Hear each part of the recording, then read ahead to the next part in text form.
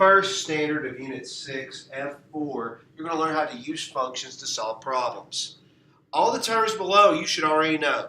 Function, linear function, and output-input. Now, the one you might not is the initial value. Initial value is another way of representing the y-intercept, where the graph is hitting the y-axis. It's what you begin with, the initial value. Sometimes linear functions are used to model and solve real-world problems. For example, the relationship between the side length of a square S and its perimeter P can be modeled by the function P equals 4S. Find the missing parameters in the table on the next page and identify the dependent and independent values. Okay, so let's find the perimeter when the side length is 8. Plug it in. P equals 32. Then you do it for 9.5. 9.5 times 4, and I get 38.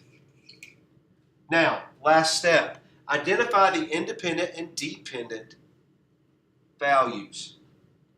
Imagine this is X, and this is Y. X is always your independent values. Y is always your dependent value. So in this problem, the side length is the independent, and the perimeter depends on the side length. So the perimeter is the dependent, the Y value. The graph below shows how the cost of buying gas at Steve's service station changes based on the number of gallons that are purchased. Find the price per gallon using the rate of change. Y2 minus Y1 divided by X2 minus X1. X1, Y1, X2, Y2.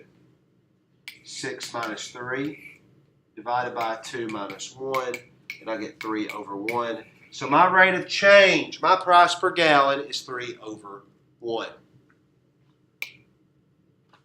To bullet pen strikes, it costs $2 per game plus a $3 shoe rental. The total cost Y, the dependent in dollars, depends on X, the number of games played. Write an equation. $2 per game, that represents your slope.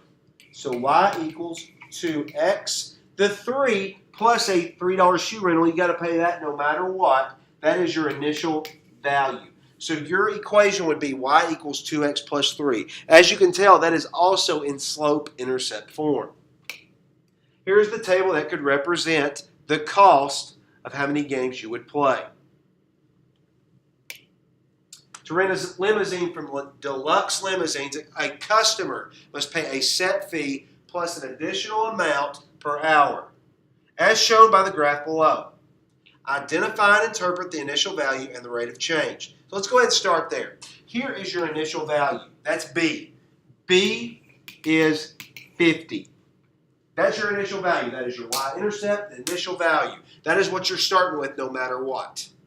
Now, I want to find my equation, so my first step is to choose two coordinates. Well, one coordinate is real easy. 0, 50. X1, Y1. Now I want to choose another one.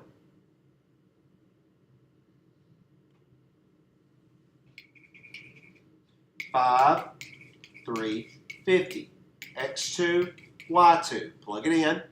350 minus 50 divided by 5 minus 0.